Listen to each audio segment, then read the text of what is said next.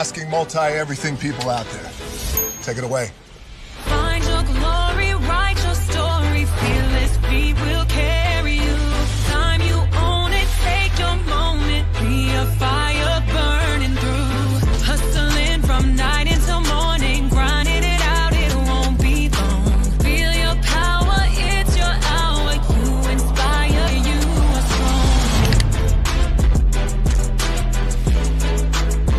Enjoy your Zoa.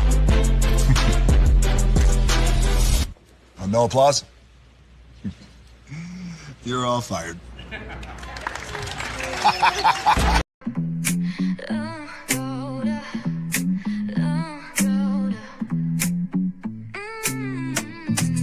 Lights go low, the city goes high.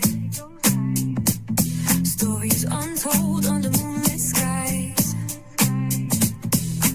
Braylon got the vibe, got the flow for the culture. Yeah, you already know.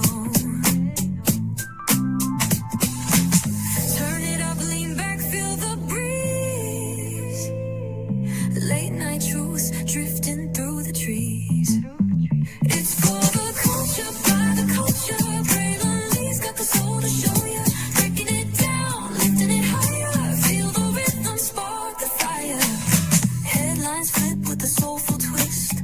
Behind the scenes where the magic sits. It's the heartbeat of the now and the then, where the story starts and never ends. Tune in, lean and feel the groove. Every moment, a vibe you can't lose.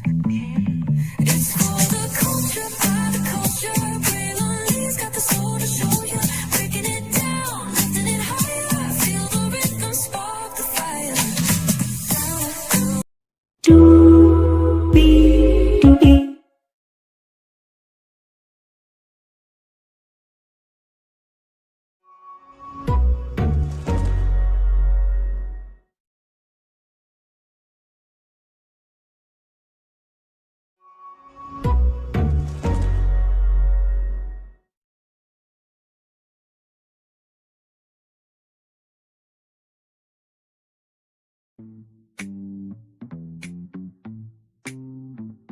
And that's exactly what we are about to do. We are about to spark that fire. Hello, hello, hello, hello, hello, hello, hello.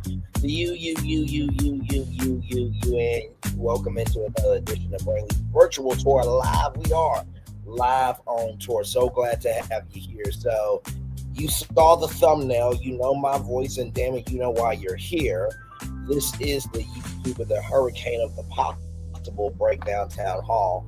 We're going to go over two articles from the Hollywood Reporter that really say a lot about the future of YouTube. In addition, we got some other articles on top of that. You know, we talk about the career economy over here quite often, and also the state of media as it is. And I have been saying for the longest time that YouTube Studios is on the way.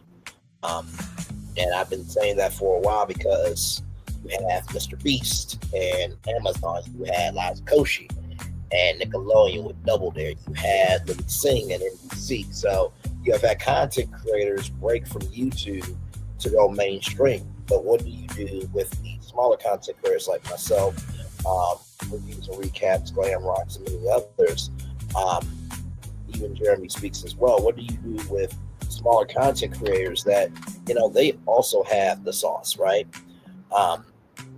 And I feel like YouTube Studios will be the great equalizer, because what will end up happening is that content creator will get a cut of the check, YouTube Studios will get a cut of the check, and the production company will get a cut of the check. So it's a win-win. It's a win-win-win situation for everybody involved. So with that being said, let's get to the getting and doing what we do, because higher is waiting, lower is available. But either way, we got to go on tour. Yes, indeed, we do. So let me take down this iconic intro here. Yes, indeed. You see that virtual tour background? Yes, you do. You hear that virtual tour music? Yes, you do. And then there is me. Hey, everybody. Welcome and glad to have all of you. So let's get to the getting and doing what we do, because I saw this yesterday. I was like, no, we're going to talk about this. We're going to talk about this. So here we go. From the Hollywood Reporter. It's a bit of a lengthy article, but I think it's very important here. YouTube just ate TV. It's only getting started. In 2 decades, the app has grown from a user-generated circus into the most powerful platform on earth. CEO Neil McHone on his $100 billion vision for YouTube's future and the disruption it's left in its wake by Alex. For a moment, the 50-yard line at Levi's Stadium in Santa Clarita, California, was the media capital of the world as the San Francisco 49ers were warming up for September 21st game against the Arizona Cardinals. NFL Commissioner Roger Goodell caught the eye of them at home. The YouTube CEO, flanked by a handful of his platform's top creators, marched onto the field and embraced Goodell. About an hour or so after their meeting on the field, the moguls addressed creators and guests in the suite. We want to continue to double down on the partnership you saw, the YouTube chief said, referring to the first exclusive NFL game that YouTube hosted live, the September 5th contest between the Los Angeles Chargers and the Kansas City Chiefs, which they played in Sao Paulo, Brazil. More to come, Goodell quipped in response. Well, that's up for you to decide, Mahone replied. When asked a few minutes later whether that means YouTube is in a strong position to carry exclusive NFL games going forward, Goodell was unequivocal. Absolutely, he said. But as big a deal as YouTube becoming a league broadcast partner would be on top of its existing $2 billion deal. Let me say that again. $2 billion deal. Let me say that again. $2 billion deal for NFL Sunday Ticket. The platform's scale and cultural relevance were also on display in South Korea. Even with the 49ers on the field, a large group of kids on a rope line rather near the stands were screaming for one of the creators that had joined home. Sports influencer Jesser Riddell, as parents jockeyed to get them closer for a photo or autograph. It's a blessing, Jesser said modestly, after heading back into a tunnel under the stands away from the roar of the crowd. The kids were there for the 49ers, but YouTubers stole the show. So here is some famous YouTubers with the CEO of YouTube there. Over 10 trillion served. In only 2 decades, YouTube has grown from a user-generated circus into the most powerful entertainment platform on earth. CEO Neil McHone says he's just getting started. Really? Is this what we're doing? Okay, y'all, give me a moment. Sorry, y'all. There we go. I don't know what that was, child.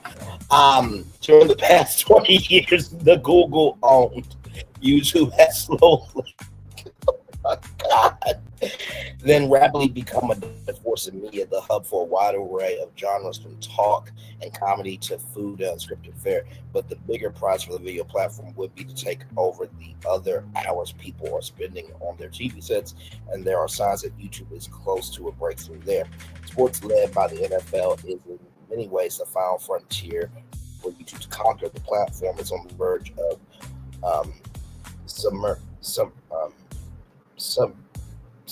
summonizing or subbing. Okay, hang on. Let's see how we say this. Hang on. Subsume. Thank you so much, Google. Of subsuming the genres that have helped define the past 100 years of TV. In fact, the CEO noted in his annual letter to the YouTube community that the platform's viewership on TV sets has surpassed mobile and now it's the primary device for YouTube viewing in the United States. For someone running one of the most important entertainment companies in the world, Mahone 52 is very much of the Silicon Valley mode, not a creature of Hollywood. He has an electrical engineering degree from Stanford and was an executive at the ad tech firm DoubleClick when Google acquired it in 2007. Joining it in the deal, he went on to lead the tech giant's display business before becoming YouTube's chief product officer in 2015 and CEO in 2023. He carries himself with an amenable and good-natured Midwestern attitude. He was born in Indiana, where his dad was a grad student at Purdue. It's a personality that meshes well with YouTube's stable of creators, many of whom are befitting their on-camera personalities, over the top and engaging. Just as Hollywood executives are eager to give notes to creators and put their stamp on content, Mahone is happy to step back and let the creators on his platform lead the way. While the creators of the NFL game were filming a wacky sketch in the end zone, Mahone was watching from the sidelines, beaming at the access his platform gave them. It was a real-life metaphor. Mahone is happy to cheer from the sidelines while the creators are in the spotlight. But while he is a tech executive, first and foremost, Mahone says that it is his deeply personal love of stories that keeps him engaged. I'm a technologist, but I also love media storytelling. I've been that way since I can remember. I'm a fan myself, fundamentally. He says, leading YouTube is a privilege where I can actually bring both of those pieces together, that human storytelling and creativity and the best technology. That's what motivates me every morning. So the more content creators there. So that is Kate Finney, Kinga Dion, and Jesse Riddell.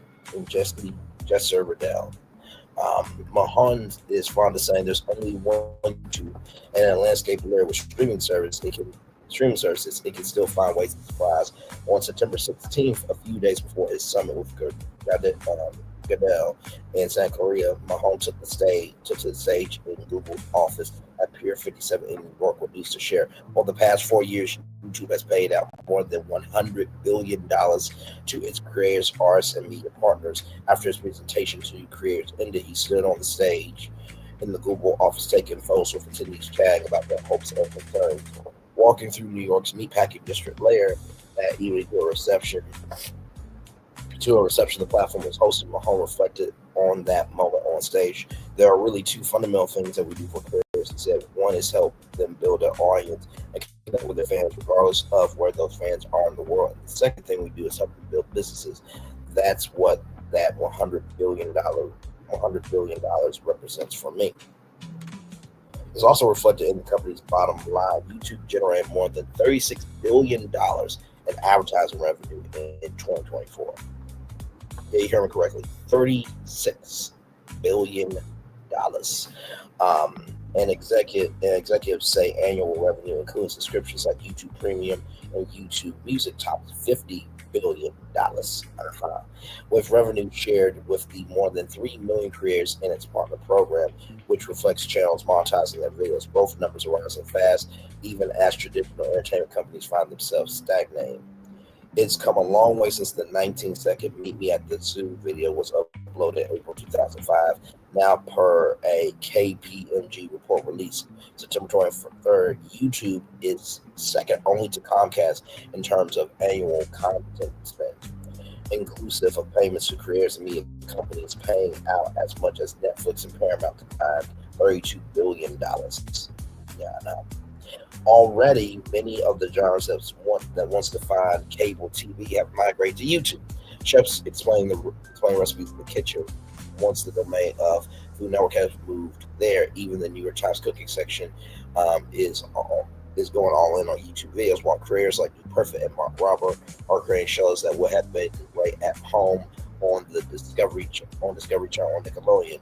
The only question is what genres it will take over next, how quickly it will do so. Talk shows, entertainment news show, but it can become a talk show. Braylon's Virtual Tour Live, the scripted dramas. And I'm not going to say it's a scripted drama, but Joey Graceffa, Escape the Night, was a wonderful series. It was a YouTube Red original back in the day.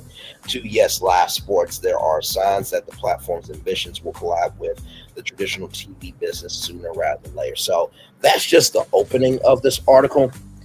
And I have been saying for the longest time that I sincerely believe that YouTube and the creator economy is going to bust down Hollywood. You would have thought after the strike, ABC, NBC, CBS, Fox, and CW, Netflix, Hulu, HBO Max, Lati everybody that wants to cheat out with your girl, would have been doing an open casting call for new talent, new shows, and making it do what it do, because as we all know, unscripted is cheaper to produce than scripted is. So the fact that did not happen after the strike was not really surprising, but it was quite sad because it's just like, okay, y'all keep hitting a creative wall, and your content spend is getting more and more expensive. And the problem with legacy media is they want to culturally appropriate content creators, but not culturally appreciate them and pay them their worth. So if you want Braylon Lee and Braylon's virtual tour, then you're going to have to pay me my worth. Now, I'm not asking for a $20 million contract a year for Braylon's virtual tour, although that would be very nice. But, you know, $5 million a year, that's 5, 10, 15, 20, $25 million over 5 years. I'm good with that. And not to mention, too, when it comes to the world of business, you have to recognize either you are going to be a problem in business or a solution in business. And so it's like, okay, well, we can only do this much here. Okay, well, if I can maybe do some other things outside of doing Braylon's virtual tour on E, that could supplement my income. Can I have the right to go outside and do other projects that can raise my profile so that way I can keep overhead costs low for E? You got to know how to play the game, right? So very interesting there. Right here, everyone knows late night TV is in trouble. The Late Show with Stephen Colbert has been canceled at CBS, while Jimmy Kimmel's short-lived suspension at ABC brought fresh attention to the struggles in the format. YouTube has slowly, then all at once, become the creme de facto home for what had been late night, not only for the shows on linear TV, but for an emerging crop of new talent born on the platform. As it happens, late night itself transformed YouTube when the Saturday Night Live skit Lazy Sunday went viral 20 years ago on the platform, which it had only been live for a few months. On the really big shifts when Saturday Night Live and clips getting consumed not on Saturday night but on Sunday morning, when people will open up YouTube. Mahone says, adding that it was, in his mind, a seminal moment in the platform's history. In that sense, they were a pioneer in getting their content out to so many viewers. It was a seminal moment inside the big media companies, too. As somebody who was at NBC at the time, part of the thinking was, how do we build out the NBC universe of websites so that people know to come here to get the clips of these shows? Recalls Gavin Purcell, the former showrunner for The Tonight Show starring Jimmy Fallon, YouTube the value of having it all in one place. As consumer preferences collide with a burgeoning ecosystem of video podcasts, YouTube now claims more than 1 billion podcast users monthly. The world of late night, and for that matter, TV talk shows more generally, increasingly revolves around the platform. One current late night producer says that almost every A-list booking now includes some sort of sketch or bit they think will play well on YouTube, but booking those guests in the first place has become less of a short thing. A veteran Hollywood publicist says that for many of their clients, they are now recommending that YouTube podcasts or shows become the first stop, or at least a major stop, on press tours. Just look at Alex Cooper, whose recent guests on Call Her Daddy include Cardi B and Gwyneth Paltrow, Brittany Boreski, who spoke to David Cornsweet for her series Royal Court, or Travis and Jason Kelsey's Heights, which hosted Leonardo DiCaprio and Benicio del Toro. Talk about one battle after another, not to mention Taylor Swift. Travis' fiance to announce a new album. I think Royal Court is an exciting example that was by accident what the new Hollywood is shaping up to be. Borski says, I'm not trying to get to you, I'm not trying to get the tea, I want to hang out with you. In fact, what had been late night is splintered into pieces where consumers can create their own show, with comedy sketches, political monologues, and jokes, musical performances, and interview segments all pulled from different channels. It gets reconstituted in your feed, which is a personalized set of preferences in terms of what speaks to you around that particular format, whether it's the monologue, whether it's the sketch, whether it's what Brittany Boreski does in terms of conversation. Mahone said, all of us on all of us on YouTube rather come from a world where when you want to create something, you just go do it, says Andy Wahid. He goes by Adam W., whose YouTube comedy sketches routine draw millions of views on the platform. You don't wait for somebody, you don't ask somebody, you just go make it, get feedback right away. That freedom is particularly relevant in the moment with Colbert on the way out next year, and Kimmel rather surely weigh his options at ABC. And when you think about the formats of television, you think about, like they said in this article, late night TV, right? Daytime TV. You think about game shows. For example, Pop the Balloon, how it went viral on YouTube, and then it went to Netflix, and then it died on Netflix. So it goes to show that authenticity is important. And not to mention, too, with Netflix and HBO Max and Hulu, which Hulu is folding into Disney Plus, which is such a dumbass decision, because Disney's not going to have a platform for no content. And when they recognize that, they're going to try to reverse everything, but it's going to be too late, just like the ABC app they got rid of. And honestly, with free advertising video on demand services like Pluto TV, like Xumo TV, which is Pluto TV is Paramount, Xumo TV is Star Communications, and NBC Universal. Of course, you got the Roku channel. I'm trying to think. Oh, and then of course you have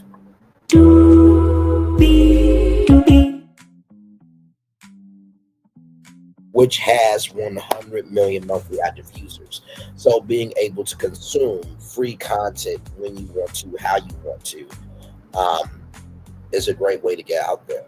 So the fact that Disney does not have a free content platform, it's going to bite them in the behind, because if they would have kept the ABC app and just evolved it to say, hey, content creators, we want your show on our ABC app, which I think the ABC app had 50 million downloads, and right now with Hulu, they have 55.5 million subscribers. I don't know what legacy media company would get rid of a platform that has 55.5 million subscribers just to be moderate. I don't get that. That's almost like moving Good Morning America, America's number one morning show, out of Times Square and put them in a basement in a glorified building named after oneself. Just keep it in the book. Child, let's roll on.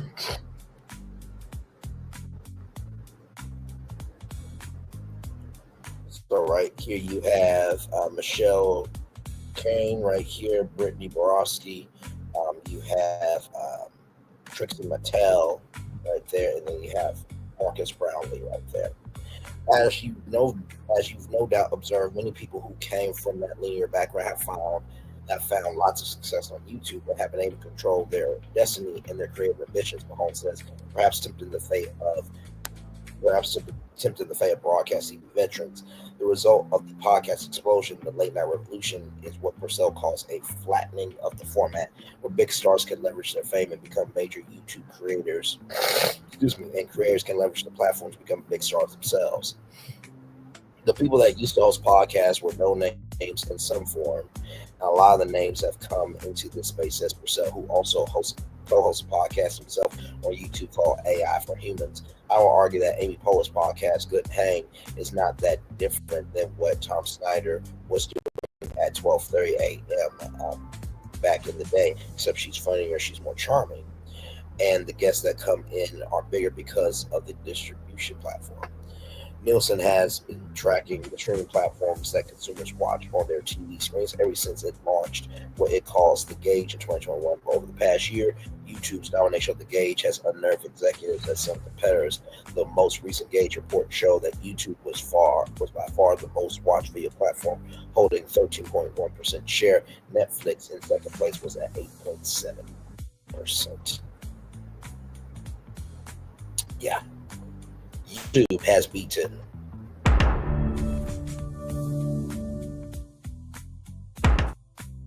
Netflix. let's see here. Nielsen, Senior Vice President, Cross Strategy, Brian Furr, says that today reminds him of the early days of cable TV. As cable networks have gotten bigger and bigger, they've had lots of penetration. Their ratings naturally increase. He says it was a flywheel effect, rather. A flywheel that now appears to be in motion for YouTube. At the same time, most of the rest of the streaming business, Netflix notably excluded, is stuck in stagnation.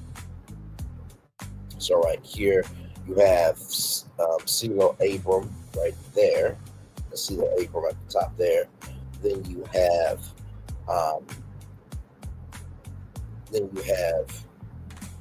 Adam W. right there. I think that's Adam W. And then you have Darman right there. In an industrial park in the shadow of the Burbank Airport, Suburban Street is coming to life. There are shops and restaurants, a school and homes, both wealthy and more working class, pumpkins and fuel on the doorsteps around Halloween and Christmas lights around the holidays, but not everything is as it seems.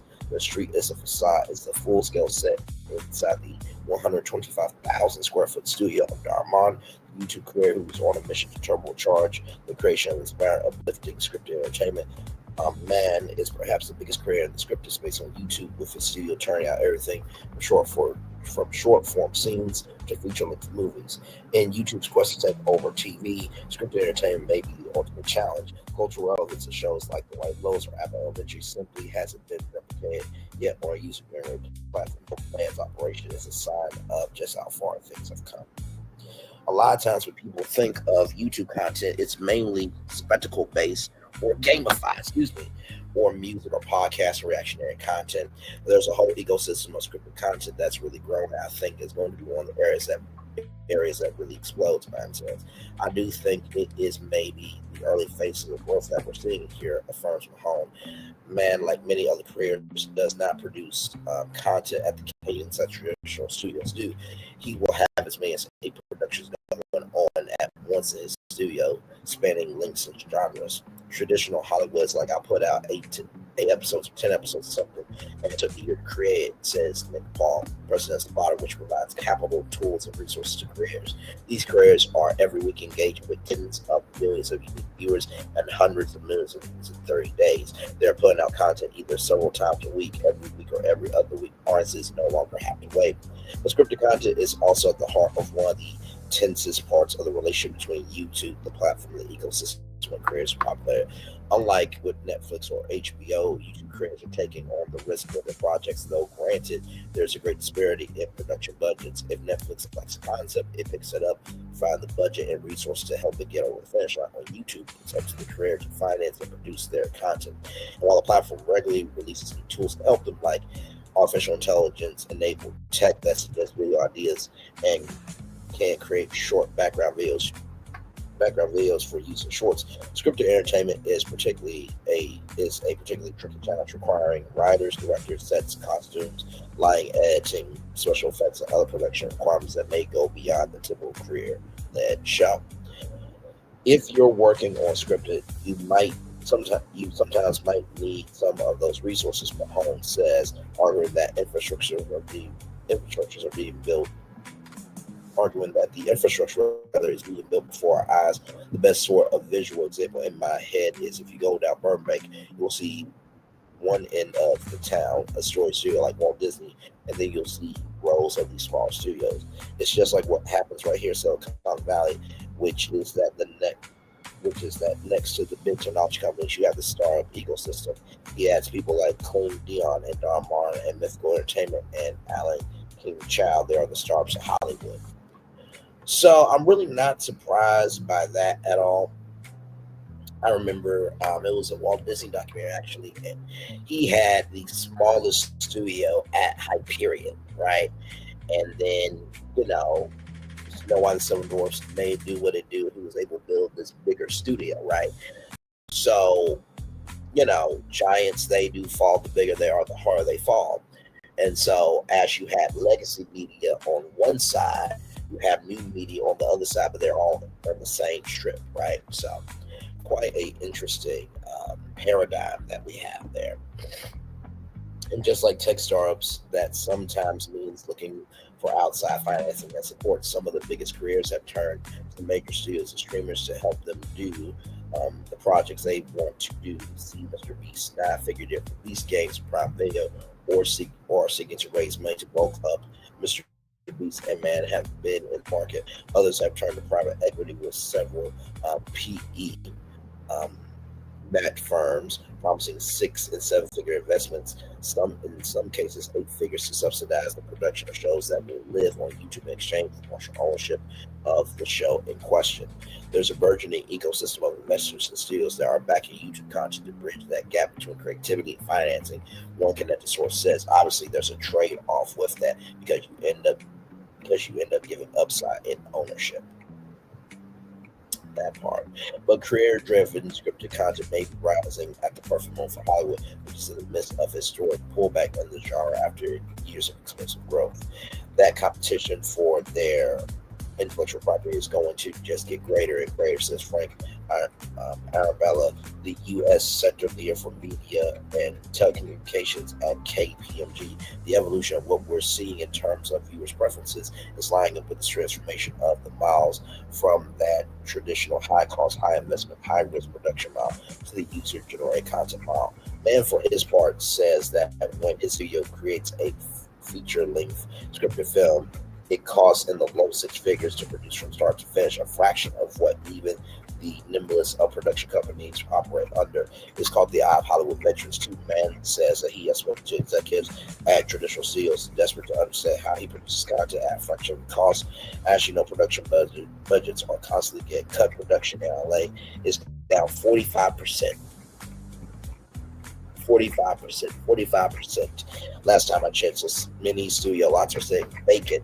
He says a career-led studio is not going to sit back and let its lots remain vacant for long. So this is the Brandcast event. So this is YouTube's, upfront. And let me say this, right? When you think about the Walt Disney Studios, right? When you think about, Warner Brothers Studios back lot, when you think of Paramount Studios, when you think of the Fox lot, when you think of Sony Pictures, right? All of those sound stages being empty. I believe there's some new studios that are going to be built by SoFi Stadium, right? And what I sincerely believe is going to end up happening is these studios are going to have to do a content creator collective where, guess what? Content creators can rent out that sound stage, or you have for example, let's just say the Sony Pictures content creator squad competition. You get 20 content creators, 10 men, 10 women. They battle out the top 5 content creators that are men, top 5 content creators that are women. They get a 3-year deal with Sony to produce content. And they get to use the back lot in California, right? Or it could look a little something like this. Roll it.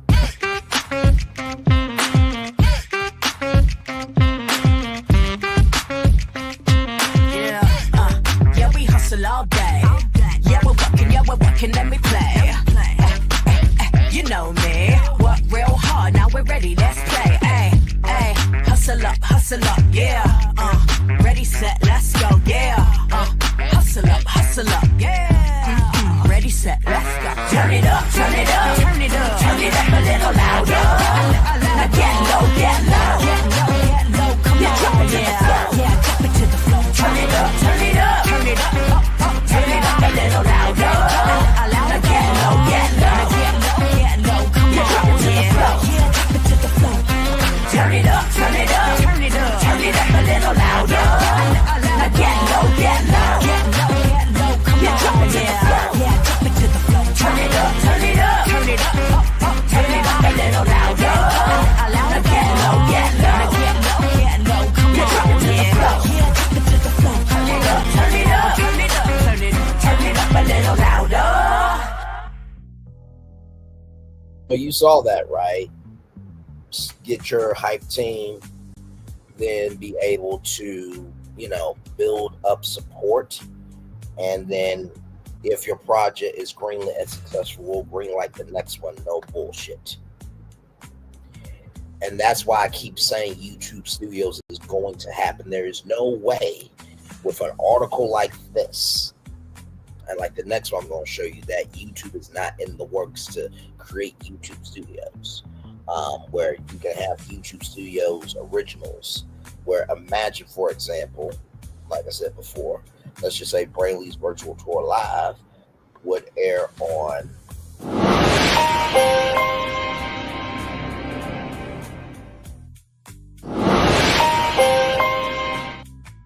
5 nights a week live as a YouTube Studios original.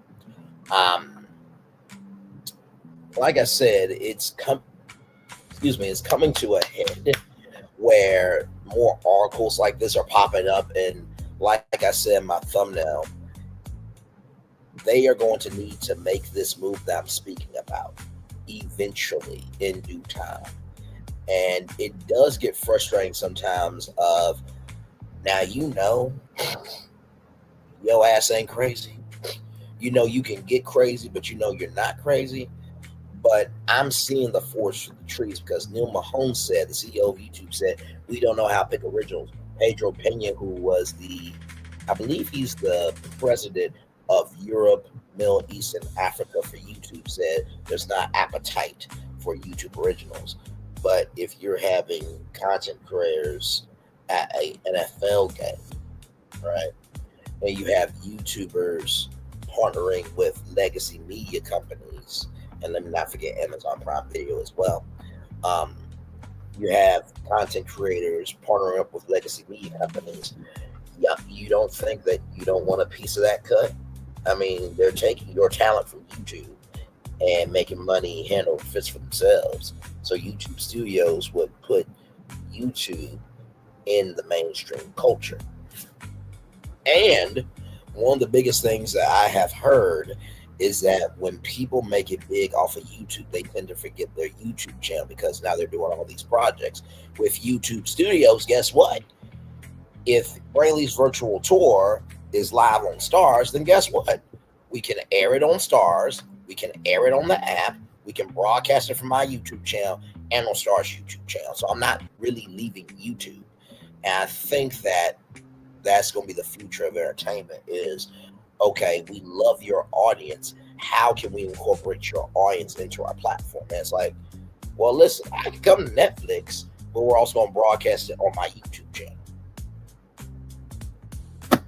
So that's where I'm seeing all this potentially going. Across the country, Dion is buying a school in Birmingham, Alabama, known for her scripted content that touches on comedy, drama, and even fantasy. This career has been quietly building out a studio complex where she and her team can soon double their output, and the former Jefferson County school building will make for a critical piece of the puzzle, with so many of her shows and scenes set in school. Scrolling through photos of the project on her phone, Dion shows off the construction that includes a career lounge, a place the actors she casts in her shows viewers can conceptualize and create their own content. The goal is to produce here. The goal is to cast more here in Alabama, to make sure Alabama is more of a hub for filming and entertainment. Dion says the state in turn has revamped their entertainment incentive program, which went into effect October 1st, upping its annual production cap to $22 million. And also, too, let's not forget, I think Cat Williams is trying to get a studio in Alabama. Anthony Mackie is trying to get studios in New Orleans, right? Atlanta for Black Hollywood. Viacom has some studios in Miami, actually. And of course, there are sound stages at Universal Studios, Florida. So Hollywood is expanding to being all across the United States.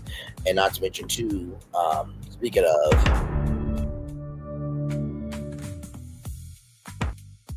Netflix is turning that Navy base in New Jersey into a studios as well. So there are studios popping up all over the country.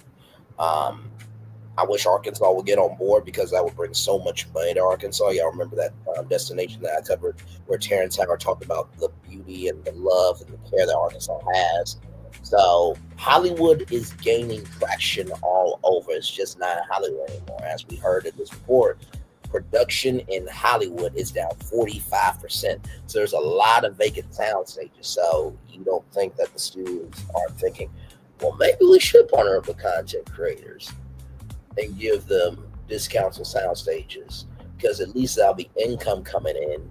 And if the show is big enough, then we could potentially give them a first look deal. And then after 2 years or 3 years of a first look deal, then we can give them an overall deal, and then that will be more content for our company. You see where I'm going here? Yes, indeed. Hello, in person. Welcome in.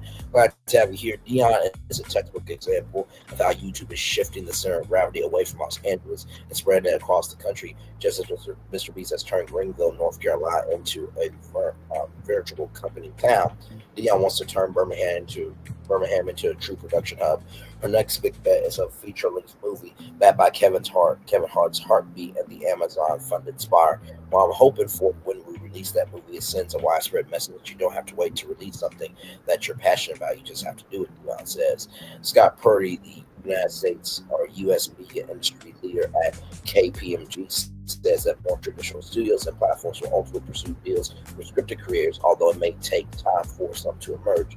Mr. Beast, for example, isn't just shopping with just Amazon. His company recently hired Corey Henson, the former head of Unscripted at NBC, to lead his company's new studio, which includes animation and scripted content.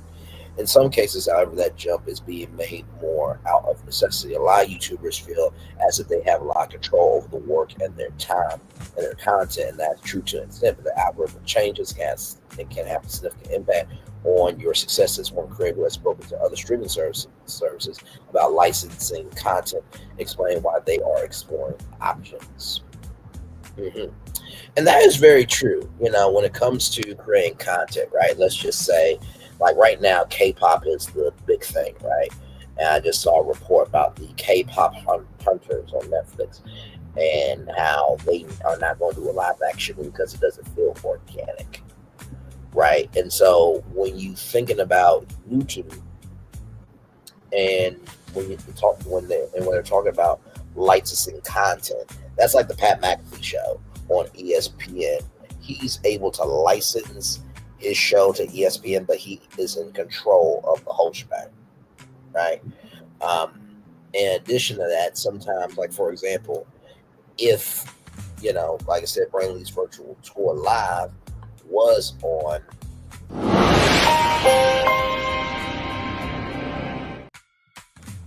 then what will end up happening is, okay, season 1, I'll have to do like 185 episodes from August to next May, right?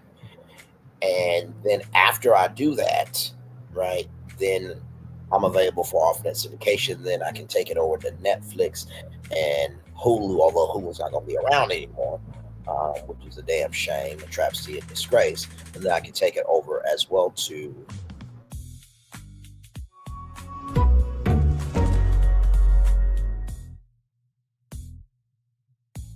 able to have diversity with that. And the biggest thing is you do want to keep your independence as much as you can. And honestly, tell you the truth, when Brainley's virtual tour does get on TV, it's going to be the same show. It's just going to be on a bigger platform, because I'm not going to have Stars, Hulu, Peacock, Tubi, Netflix, you know, tell me what I should do on Brainley's virtual tour, because hello, I've done over 1,000 episodes on YouTube by myself with none of them. And you know, it got to the point where back in the day, legacy media said, you need us more than we need you. But now I believe, I'm gonna say on the big screen, now it's getting to the point where it's 50-50. Media companies need you as much as you need them. And the reason why I am going to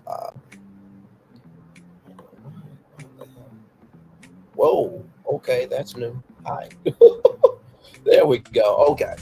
And sorry, I'm doing something with YouTube here.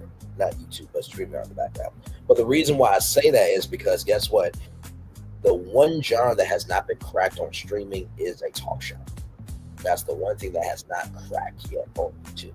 We all know about Lily Singh and Lil Lady Lily Singh, right? But she also had to film in a very short amount of time. And honestly, to do a late night show, you need to be on every day.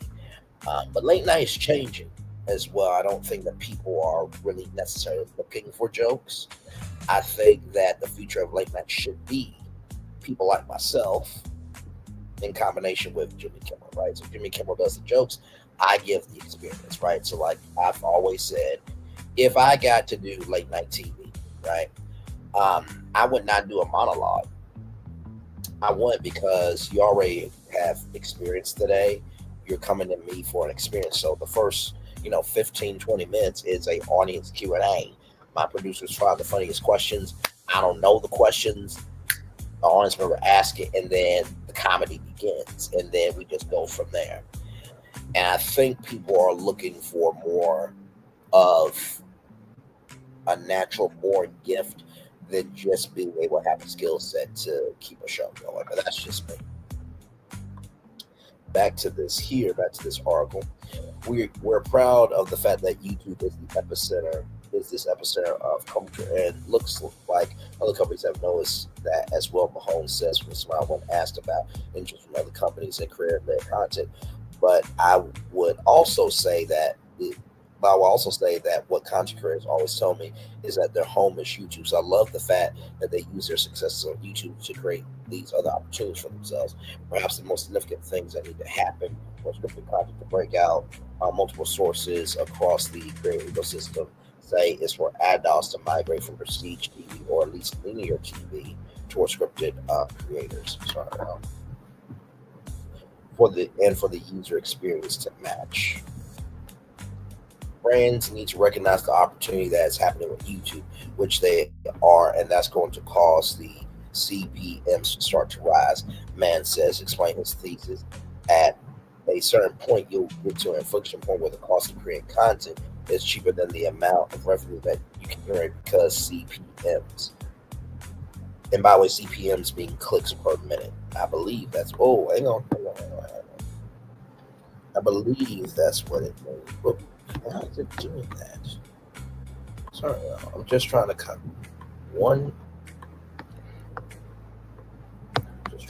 One thing. You know what? We'll just take it. I don't know why you do it difficult.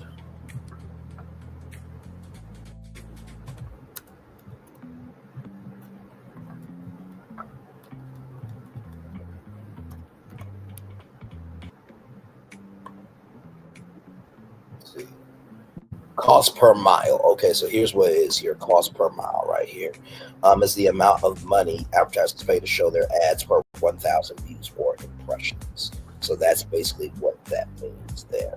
So just wanted to bring that up for your attention. I don't know why in the world. See. Okay, let's refresh this. Because I just want to be able to copy one thing. Just one thing. Let's see. Okay, see, now it's letting me go. Okay, cool. Let's get back to this. I think we're almost done here with this article.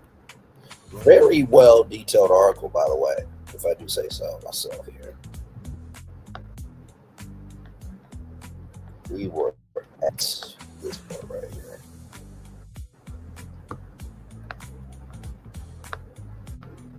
And YouTube is building out a TV experience that's better suited for that. Oh, right here. Sorry.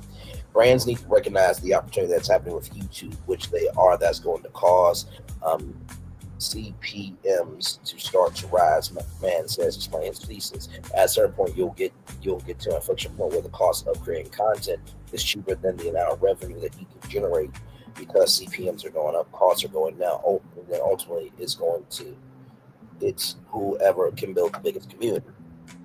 And YouTube is building out a TV experience that is better suited for that mile rolling out a redesign on TVs that is frankly more like That's what Netflix like an appearance line creators to structure their channels around shows and seasons in pursuit of a more traditional TV experience, a bit supplemented with YouTube traits and comments. YouTube doesn't feel like a scripted environment quite yet, one business side source says, adding that ultimately the monetization plus user experience will get there. There are signs that media buyers and marketers are trending in that direction. I've brought chief investment officers and chief market officers to some of these studios, and they can start to see how big a business and how scaled the opportunity is for them, says Sean Dowery, the executive who oversees YouTube parent Google's sprawling ad sales business. When you bring 10 clients to see Mr. Beast in North Carolina, you can start to see rather the creativity, how they can lift the business, how they can integrate their brand into the consumer viewing. You start to see the light bulb go off. It's another way of saying that the platform believes that its $36 billion plus in annual advertising revenue is still at the early stages of a long runway. That's also reflected in YouTube's conquering of what was once a flagship event of the broadcast TV era, Upfront Week, the annual spectacle with thousands of media buyers and advertisers crisscrossing Manhattan to be wooed and pitched by the TV networks, has already transformed into something more corporate. Disney pitched every piece of its media empire, not just ABC. Paramount exited the week altogether, and Netflix and Amazon shoved their way in as they seek more ad dollars. But YouTube has sailed in as the week's culminating event, taking over the Lincoln Center with its brandcast event and delivering a show with more assurance and confidence than its compares analog or digital, multiple media buyers said. This year's show presided over by Broski saw Mr. Beast doing a stunt with former NFL stars Rob Gronkowski and Julia Edelman, and Hot One host Sean Evans making an appearance. The platform, Mahone told buyers and the audience it's the only place where viewership can be measured in billions with a scale unmatched by any compare. The event concluded with a set from Lady Gaga, complete with costume changes and a full band. Today, YouTube has become the epicenter of culture, Mahone said. And I don't mean short-lived fads or a one-off hit show. I mean C with a capital C, the place where day after day, year after year, the events, conversations, and voices that define the moment break through. Of course, YouTube's immense scale, is also the source of the most grumbling from its studio and streaming comparison. Many YouTube creators view the studio executives as gatekeepers, the old guard that once held sway over what got made and what did. Studio executives, meanwhile, dismiss YouTube and its growth as something less than the sum of its parts. Sure, there are big channels operated by traditional media companies. Some creators are doing good work, but in terms of raw numbers, the most content uploaded to the platform is anything but premium. So this is total TV usage by media companies. So AMC Networks, which is AMC, the Sundance Channel, WeTV, that comes in at 0.8%. Hallmark is at 1%. A&E Networks is at 1%. Weagle Broadcasting Company is at 1.4%. Scripps Broadcasting, EW Scripps, is 2.2%. The Roku Channel, 2.8%. Amazon, 3.9%. Warner Bros. Discovery, 5.8%. Fox is at 6.7%. Paramount, 7.1%. NBC Universal, 7.6%. Netflix is at 8.7%. Walt Disney Company, just 1.7% more at 9%, but 13.1%. Yeah. So total TV usage by a media company, 13.1% of people watch YouTube on TV. Or the dominant platform of most TV viewers is YouTube. There's still a perception, particularly in the traditional space around YouTube and YouTube culture, that's probably looked down upon. One high-level source who plays in both worlds says, I don't think the audience gives a shit, or at least a segment of the audience, but I do think there's a little bit of a hump to overcome there. Yes, Mark Rober is shooting rockets into space, and Kenyon Dion is filming original fantasy shows, but shows about fixing your dishwasher at a 3-hour feat of a hike through a wooded trail are right next to them. There are clips from last week tonight, but there's also clips from classic David Letterman episodes, baseball games from the 1970s, gamers playing Fortnite, and New Year's Eve ball drops from 1956. That's a little bit of a sore spot for me because last year I had an epic New Year's Eve show. that they took off of YouTube, even though I was given a historical context for it. Mhm. It's a hotbed of creativity, but it's also, quite frankly, just a reflection of humanity, Mahone says. While a platform like HBO carefully curates its content, YouTube has something for everyone and bets that it can use its algorithm to deliver the right content to the right people at the right time. But the scale of the platform is also why many creators have sought to leverage their reach to move beyond it. The value for YouTube is the platform of the individuals.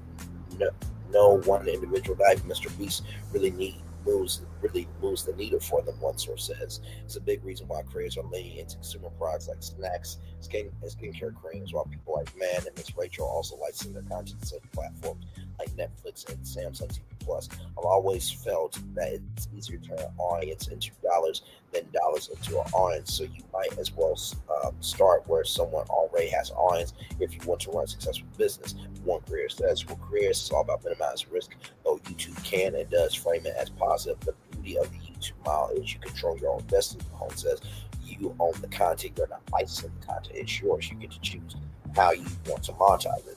Sitting on a stool on the stage in the Google New York office after the career event, Mahone was asked by Matt Kaminko, who hosts a show called Career Ladder, whether the emergence of creators as a career has changed his approach. First, as an executive, Mahone responds to the affirmative, knowing the studios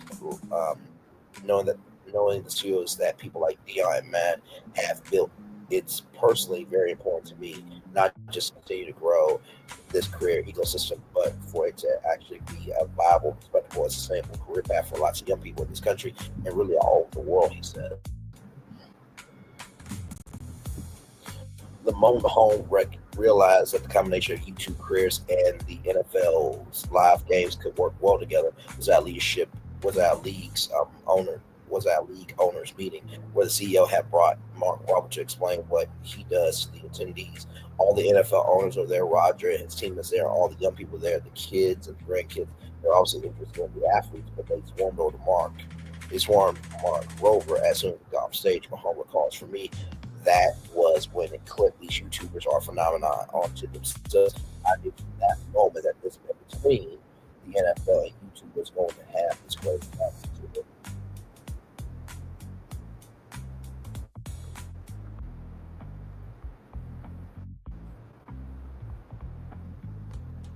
Sorry, there we go. Viewers of the Brazil game got a taste of what's possible with. Hang on. Viewers of the Brazil game got a taste of what's possible. Watch with Party saw creators provide their own live commentary, something akin to ESPN's Manning Cast. It doesn't take much to imagine a future where games have dozens or even hundreds of career commentary options. I tried to do that, and then YouTube got rid of it globally, even though it was on YouTube for free for everybody to watch. Mm-hmm. Yes, indeed. I still love YouTube. Okay, we can love a platform and also criticize it. Okay, so don't at me. The platform has also used this relationship to get creators access to the field, to locker rooms, to places that in the recent past would have been off limits. I feel like the ecosystem is really blending. The creators have built a new lane in terms of the content they're making, where each creator is their own production company and making their own sports content, and now they're merging more and more with traditional sports, says Jesser.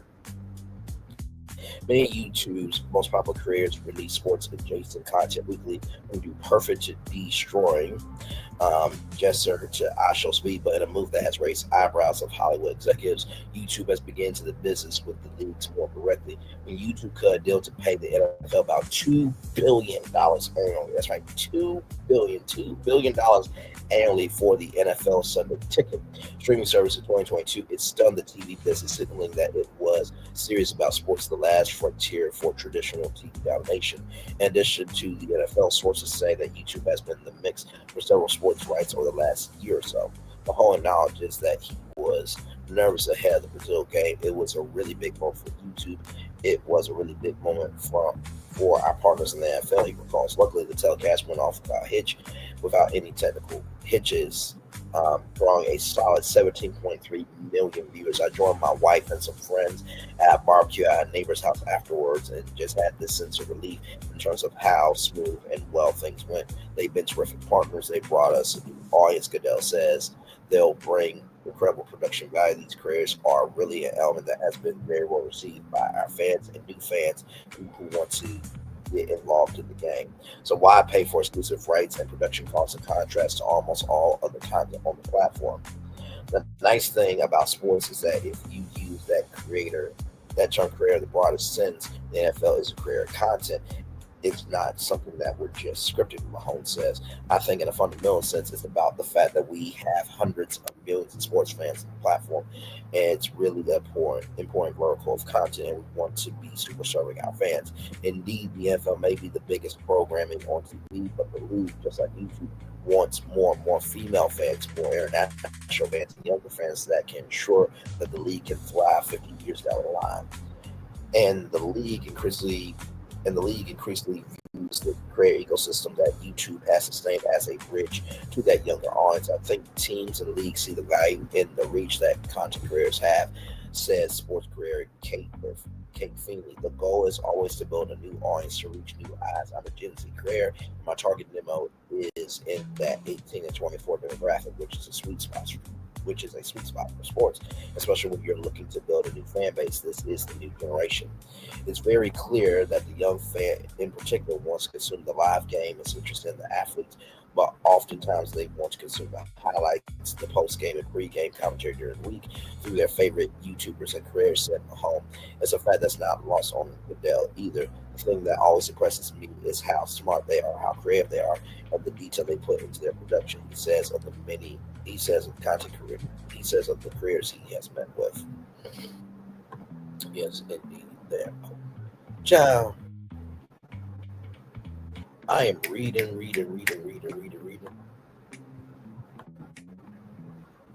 There we go. So let me go back, y'all. Let me go back. Because we were at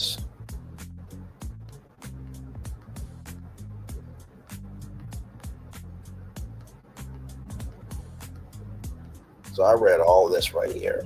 Right. Let's see. Right here. Yep, I read all this here. So yeah, brands need to recognize all of this right here, right? So I'll read it again because I think I can read, pretty much speed read anything. But brands need to recognize the opportunity that's happening with YouTube, which they are, and that's going to cause CPMs to start to rise. Man says, explaining his thesis, at a certain point you get to an inflection point where the cost of creating content is cheaper than the amount of revenue that you can generate because CPMs are going up, costs are going down, and then ultimately it's whoever can build the biggest community. And YouTube is building out a TV experience that is very suited for that model, rolling out a redesign on TVs that is quite frankly more Netflix like in appearance, allowing creators to structure their channels around shows and seasons in pursuit of a more traditional TV experience, a bit supplemented with YouTube traits like comments. Adding YouTube doesn't feel like a scripted environment quite yet. One business side source says, and ultimately monetization plus user experience will get there. There are signs that media buyers and marketers are trending in that direction. I brought chief investment officers and chief market officers, some of these studios, so they can start to see how big a business and how scale the opportunity is for them, says Sean Dowery, the executive who oversees YouTube parent Google's sprawling ad sales business. When you bring 10 clients to see Mr. Beast in North Carolina, you can start to see the creativity, how they can lift the business, how they can integrate their brand into consumer viewing. You start to see the light bulb go off. It's another way of saying the platform believes that its $36 billion plus in annual advertising revenue is still in the early stages of a long runway. That's also reflected in YouTube's conquering of what was once a flagship event of the broadcast TV era, Upfront Week, the annual spectacle with thousands of media buyers and advertisers crisscrossing Manhattan to be wooed and pitched by TV networks has already transformed into something more corporate.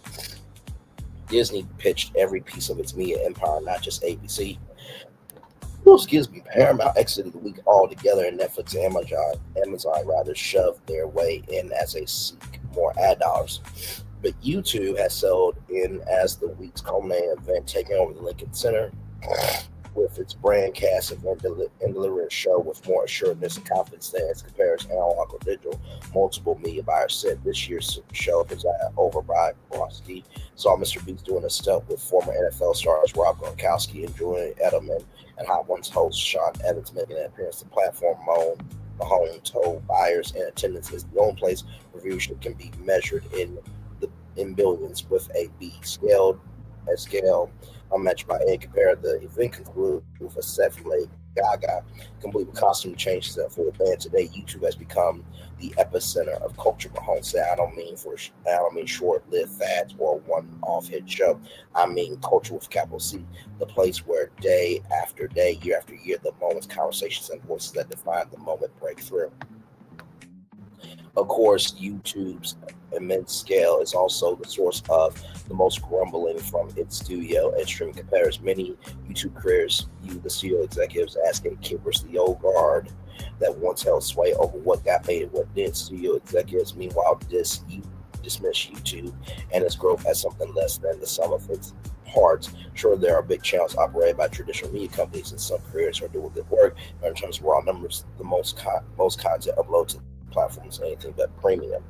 So here are all the total TV usage by media company: AMC Networks, WeTV, Sundance Channel, AMC 0.8%, Hallmark 1%, A&E Networks 1%, Weagle Broadcasting Company 1.4%, Scripps 2.2%, Roku Channel 2.8%, Amazon 3.9%, Warner Bros. Discovery 5.8%, Fox 6.7%, Paramount 7.1%, NBC Universal 7.6%, Netflix 8.7%, the Walt Disney Company 9.7%, and 13.1% YouTube. So the total TV usage by media companies, YouTube is number one. Like, the dominant way that people are watching YouTube now is on their TVs. So it always boggles my mind when people say, well, TV's died. Well, it's not. It's just evolving. Google is a search engine. Your TV has become your media search engine. That's all it is. There's still perception, particularly in the traditional space around YouTube and YouTube culture, that's looked down upon. One high-level source who plays in both worlds says, I don't think the audience gives a shit, or at least a segment of the audience, but I do think there's a bit of a hump to overcome there. Yes, Mark Rober is shooting rockets into space, and Kienga Beyond is filming original fantasy shows, with videos about fixing your dishwasher and a 3-hour feed of a hike through a wooded trail are right next to them. There are clips from last week tonight, but also clips from classic David Letterman episodes, baseball games from the 1970s, gamers playing Fortnite, and New Year's Eve ball drops in 1956. Like I said, I still feel away because I did a New Year's Eve show at the beginning of last year, and YouTube got rid of it because I was playing Big Clark, even though it was for historical purposes, because it was such a great countdown. But that's neither here nor there, but just a buck. It's a hotbed of creativity, but it's also, frankly, just a reflection of humanity, Mahone says. While a platform like HBO carefully curates its content, YouTube has something for everyone and bets that it can use its algorithm to deliver the right content to the right people at the right time. Right here. But the scale of the platform is also what many creators have started to leverage their reach to move beyond it. The value of for YouTube is the platform of the individuals. No one individual, not even Mr. Beast, really moves the needle for him. One source says it's a big reason why creators are leaning into consumer products like snacks and skincare creams, while people like Man and Miss Rachel are also licensing their content to such platforms as Netflix and Samsung TV Plus. I've always felt that it's easier to turn an audience into dollars than dollars into an audience, so you might as well start with where someone already has an audience if you want to run a successful business, one creator says. For creators, it's about minimizing risk. Through YouTube can and does frame it as a positive. The beauty of the YouTube model is you control your own destiny. Mahone says you own the content. You are not licensing the content. It's yours. You get to choose how you want to monetize it. Sitting on a stool on the stage in the Google New York office after the creator, Mahone was asked by Mac Tomoto, who hosts a show called Career Ladder, whether the emergence of careers as a career has changed his approach personally as an executive. Mahone responds in the affirmative, knowing the studios that people like Dion and Man have built. It's personally very important for me not to just continue to grow this career ecosystem, but for it to actually be a viable, respectable, and sustainable career path for lots of young people in this country and really all over the world, he says. The moment Mahone realized the combination of YouTube's careers and the NFL live game and the NFL's live games can work well together. So that league owners meeting with the CEO brought Mark Rover to explain what he does to the attendees. All the NFL owners are there. Roger and his team are there, and all the young people there. The kids and the grandkids, they were obviously interested in the athletes, but they sworn Mark Rover as soon as he got off the stage. Mahone recalls for me that was when it clicked. These YouTubers are phenomenal on themselves. I knew at that moment that this bet between the NFL and YouTube was going to have this great magic to it. Viewers of the Brazil game got a taste of what's possible. Watch with party song careers provide their own live commentary in something akin to ESPN's Manning cast. It doesn't take much to imagine future work games have dozens or even hundreds of career commentary options. Like I said, I did that on YouTube when YouTube got rid of it. Okay, so just for future reference, because I know YouTube is trying to go after the Oscars. If you do watch with parties with different content creators for the Oscars, everybody should be able to broadcast the Oscars on their YouTube channel because the rising tide lifts all boats. Just keep it a buck. Or even hundreds of creator commentary options. The platform has also used its relationship to get creators access to the field, to locker rooms, to places that in the recent past would have been off limits. I feel that the ecosystem is really the creators have built a new lane in terms of the content they're making, where each creator is their own production company making their own sports content, and now they're merging more and more with traditional sports, says Jesser.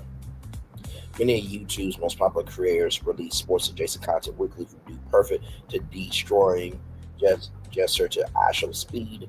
But in a move that has raised the eyebrows of Hollywood executives, YouTube has begun to business with the leagues more directly. And YouTube cut a deal to pay the NFL about $2 billion annually for the NFL Sunday ticket streaming service in 2022. It stunned the TV business, signaling that it was serious about sports, the last frontier of traditional TV domination. In addition to the NFL sources to say that YouTube has been in the mix for several major sports rights over the last year or so. Mahone acknowledges that he was nervous ahead of the Brazil game. It was a really big moment for YouTube. It was a really big moment for our partners in the NFL, he recalls. Luckily, the telecast went off without any technical hitches, drawing a solid 17.3 million viewers. I joined my wife and some friends at a barbecue at a neighbor's house afterwards and just had this sense of relief in terms of how smooth and well things went. They've been terrific partners. They brought some new audience. Goodell says they're bringing incredible production value. These creators are really an element that has been very well received by our fans and new fans, people who want to get involved in the game. So why pay for exclusive rights and production costs in contrast to almost all of the content on the platform? The nice thing about sports is that the nice thing about sports is if you use that term career in the broadest sense, the NFL is a career content. It's not just something that prescriptive Mahone says. I think in a fundamental sense, it's about the fact that we have hundreds of millions of sports fans on the platform, and it's a really important vertical of content, and we want to be super serving our fans. Indeed, the NFL may be the biggest programming on TV, but the league, like YouTube, wants more female fans, more international fans, and younger fans that can ensure that the league can thrive 50 years down the line. And the league increasingly views the creator ecosystem that YouTube has sustained as a bridge to connect to that younger audience. I think teams and leagues are seeing the value in the reach that content creators have, says sports creator Kate Finney. The goal is always to build a new audience to reach new eyes. I'm a Gen Z creator. My target demo in that is 18 to 24 demographic, which is a sweet spot for sports, especially when you're looking to build a new fan base. This is the new generation. It's very clear that the younger fan particularly wants to consume the live game, is interested in the athletes, but oftentimes they want to consume the highlights, the post-game, and pre-game commentary during the week through their favorite YouTubers and creators, says Mahone. It's a fact not lost on Goodell. Here, the thing that always impresses me is how smart they are, how creative they are, and the detail they put into their production, he says, of the creators he has met with. NFL games garner tens of millions of views every week. And the Super Bowl is a venerable national holiday, topping 100 million viewers handedly year after year. The NBA has become a focal point of American culture, while the pluralism of the USC is appealing to a larger audience year after year. All of those leagues, not to mention media partners like ESPN, have turned to YouTube as the home base for clips and highlights, but live games are the final frontier, the glue holding the traditional TV ecosystem together. If YouTube does supplant what we think as of TV today, there's a good chance the Brazil game is a pivotal point, and the platform's creators, many of whom have felt the sting of the traditional studio system, certainly have no qualms about embracing that future, one that blends professional production and creator-driven content in surprising ways. Prior to YouTube, the only way to get a show made was to walk to a room of people wearing suits. Hope they like it enough to give it a pilot. Hope that they like the pilot enough to give it a season. Hope they put the market budget behind so that people know to watch it, says Michelle Hare, whose series Challenge Accepted pushes the boundaries of what is possible on the platform in terms of quality of its production systematically. That is a system that has failed a lot of people and only allows so many stories to be told. I'm excited to be a part of a future where the only barrier to entry is the upload button. So here it is here, content spending by year. YouTube has shelled out more than $20 billion, has shelled out $20 billion more in 2024 than it did 4 years prior, now outspends nearly all the legacy players. So as you can see here, 2020, Comcast, 33 billion, YouTube, 12 billion, Disney, 23 billion, Amazon, 11 billion, Netflix, 13 billion, Paramount, 12 billion, others, 93 billion, right? As you can see here, YouTube has just been rising and rising.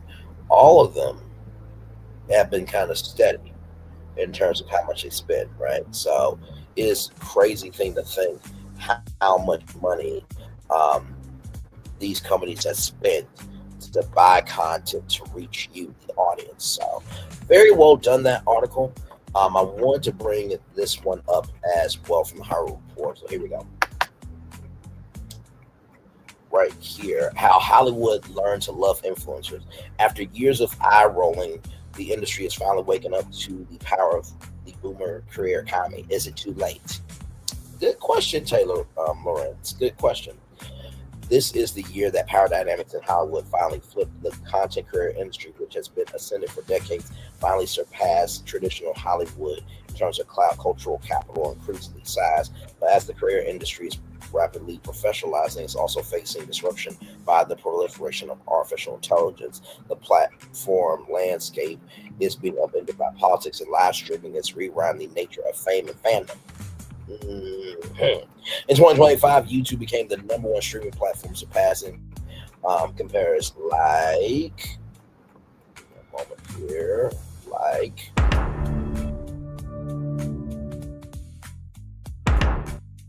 you just love our show. Yes, indeed, there. And Amazon, for the first time, people now watch more YouTube on their TV sets than their phones or any other device, making YouTubers some of the biggest television stars today.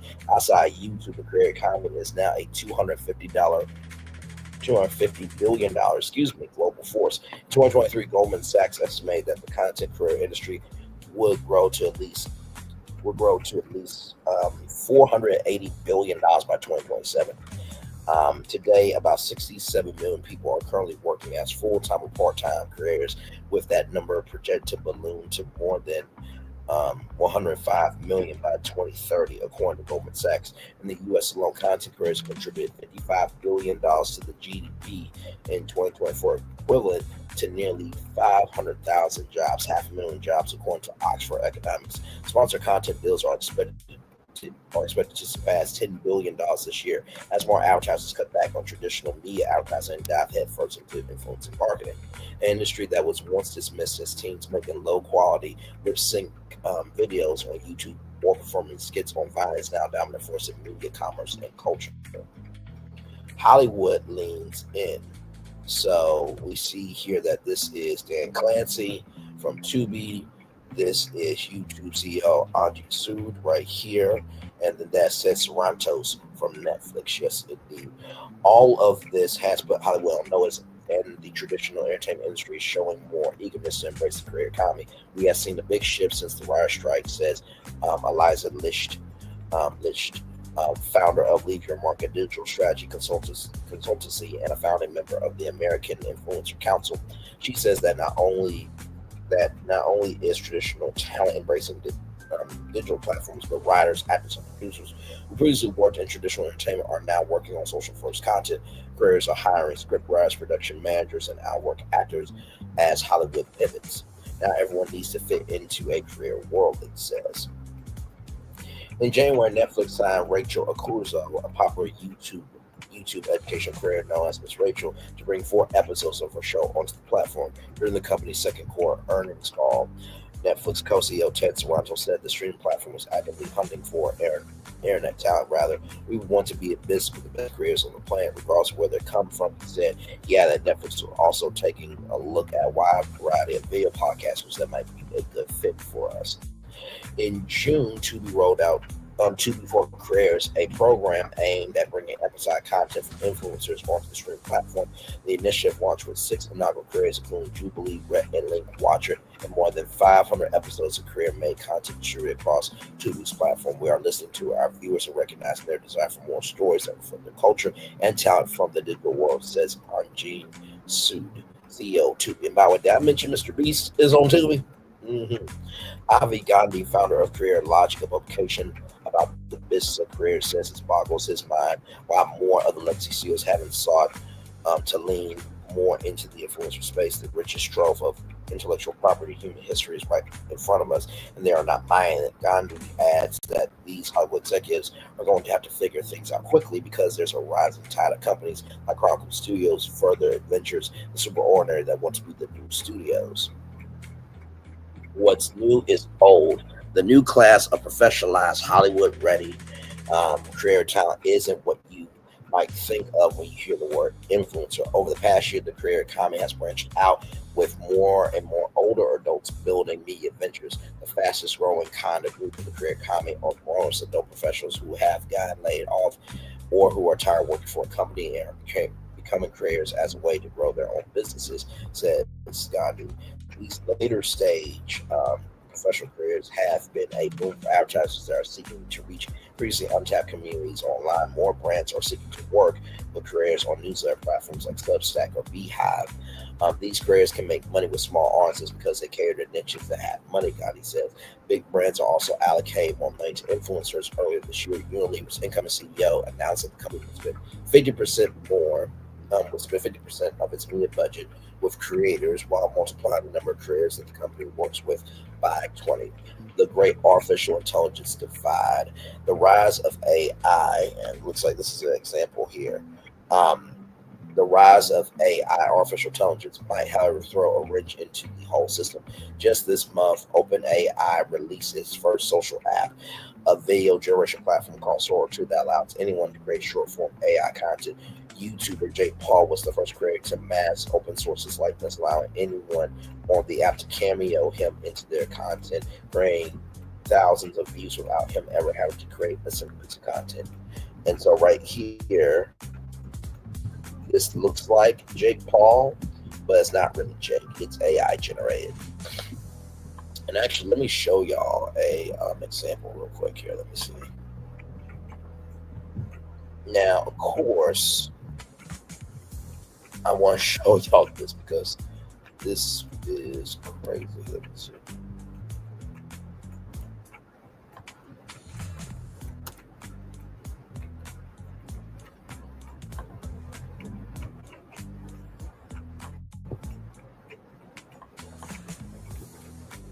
Now this is all AI. Okay. Now I want y'all to see this. This is crazy. Now there's an article that talked about Martin Luther King Jr.'s family and Open and Sora stopping this. Okay, so you cannot use MLK anymore. But here is an example of MLK and AI from the WWE. You want to know the truth? I ain't got no dreams no more. I am the dream. Did he just say that? The crowd is turning on him. This is unbelievable. So, yes, AI has gotten that real, y'all, okay? AI has gotten that real. AI has gotten that real. Ultimately, AI helps the creator economy because it makes it so much easier to create content, says Eric Wee, co-founder of Carrot, a banking and financing company for creators. I think we're going to either see the existing leaders adapt to AI or a new generation for whom AI is part of their workflow. Fully AI-generated creators are already garnering popularity. Rather, Evan Britton, CEO of Famous Birthdays, which is like a Wikipedia for influencers, says it launched AI creators in its database this year. We're seeing the price success. AI creators are clearly going to be part of the ecosystem. But while AI creators generate some version of fandom, Billy Parks, a venture partner at Slow Ventures, says that ultimately it's the human-to-human relationship creators generate that makes them so compelling. I believe that the creators' deep relationship with their audience, especially those that are adding value to their audience that are experts, is going to rise above the AI slop, he says. Political landmines, one uniquely human issue creators are increasingly having to navigate is the political landscape. With the 47 administration exerting more pressure on the platform, Elon Musk funneling millions of dollars to political creators on Twitter and TikTok shifting viewership, creators are now having to navigate political wars if they want to remain on good terms with the platforms and ensure that they don't become targets of government crackdowns on speech. Creators also report that the hyper-partisan political climate and escalated tensions over certain issues have made it harder than ever to cultivate a broad-based fandom. If you don't post, you're a horrible person. If you do post, you're a horrible person, says Gigi Robinson, a Gen Z content creator. Things are so hostile, it's hard to do anything. There are people out there making spreadsheets of what people are doing and saying online. So that's Hassan Piker there. Both political parties have sought to leverage content creators more over the past year. 47 has invited influencers into the White House briefing room and worked with them to push key policy issues. Leftist Twitch streamer Hassan Piker has amassed a powerful audience of millions by challenging the administration, educating young people in progressive politics. Mainstream Democratic organizations, meanwhile, have struggled to catch up. Live from everywhere, okay? While much of the content creator industry was dominated by short form a few years ago, live streaming is taking over. Viewers watch more than 20 billion hours of live content in 2024 on Twitch, the equivalent of 2 million years, which has paid out more than 1 billion to its creators. Let me say that again. Viewers watch more than 20 billion hours of live content on Twitch in 2024, the equivalent of 2 million years, which paid out more than 1 billion to its creators. Right now, the biggest stars in the world are all streamers, says Zach Bonner, founder of Good Story Studios, an entertainment studio that works for creators. Adds Twitch CEO Dan Clancy. Social media is increasingly not social, short form, impersonal, endless scrolling. We see Twitch and live content as the antidote to that. So that is I Show Speed there. And by the way, like I said to y'all before, YouTube did the biggest updates to YouTube live streaming, right? So young creators like Daryl Jason Watkins Jr., aka I Show Speed 20 and Castle 23, have had a breakout year by developing long-form programmatic content narrative streams. I Show Speed, for example, embarked on a world tour, giving viewers an unfiltered look into countries like China from the perspective of a Gen Z creator. Sinai, meanwhile, took over entire university campus, where he hosted streaming university online reality show to find the next big influencer. So, wanted to bring those to your attention. And also, too, wanted to show this article here, right here, from Variety.com. The creator economy is now shaping the future of entertainment. There are more and more partnerships with traditional media, as illustrated by BBC Studios' recent deal with YouTube. Discussed on Monday by BBC Studios Digital Senior Vice President Jasmine Dawson and YouTube's Europe, Middle East, and Africa boss Pedro Pena, right? So during the after-party session, Rubber Duck said he met with Calix in 2015 on a KFC campaign called Round the World 99 Gigs, where he noticed a disconnect between what the client wanted from Calix, which was an entertainment format that was essentially a long-form chicken advert, and what the director aspired to do, which was crazy stuff with an audience in mind. when we landed back in London, we started our own studio to bridge the gap between mainstream and digital, Khaled said, and become the number one producers of internet's most culturally relevant content. We did this by thinking like a creator, he said. The company expanded to a team of over 30 people who approach every project like their creator. So I wanted to bring that up. In addition to that, there's still work to do to find a common ground in terms of tone and creative freedom. Rose spoke about her different experiences working for television on shows like I'm a Celebrity, Get Me Out Here, and for digital media, emphasizing the fact that there's still much more creative freedom in the digital space. There's a big difference with reality TV. It's scripted from start to finish, and a lot of people don't know that. Whereas in digital media, I can be 100% myself. My audience resonates way more with how I actually am in digital than on TV. Her format, the New Rose Show, which AfterBar Studios is developing independently, let's capture unhinged spontaneity, even if it will be pitched to broadcasters down the line. And right here, Darmon Studios produces 5.5 hours of TV shows every week with only 9 crews running about 18 hours a day, 7 days a week.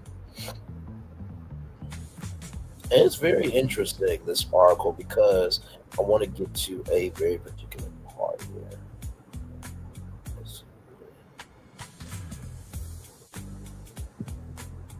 It's right here. Lazar is so this woman right here, right there. Lazar is a pioneer in the digital space, having launched What's Trending, an online talk show in 2011. Since then, the Emmy-nominated digital day brand has grown more than 4 million followers across platforms. What's Trending continues to lead in covering news, views, and culture shaping the culture generation. We start spotlighting creators in social media culture when almost no one else is doing it. We've been tracking that evolution for more than a decade as traditional media and brands now into the space. We're helping navigate, offering insights and context to better understand how it translates to authentic content program and career collaborations. It recently launched the Career Ecosphere map in collaboration with Evan Shapiro and Film Hub. So you know that big map that I show with all the different media brands, that's Evan Shapiro. And I wanted to bring that up because I think it's extremely important to recognize that these companies are finally like, oh, something's happening here. And like I said before, Tubi has grown to over 100 million monthly active users. A lot of them are Gen Z and millennials. So for everybody saying, oh, it's a Tubi movie, this, that, and the third, let me tell you something. If Tubi says, hey, listen, we want Braylon's virtual tour to be on Tubi, let me tell you what you will be seeing. You will be seeing this.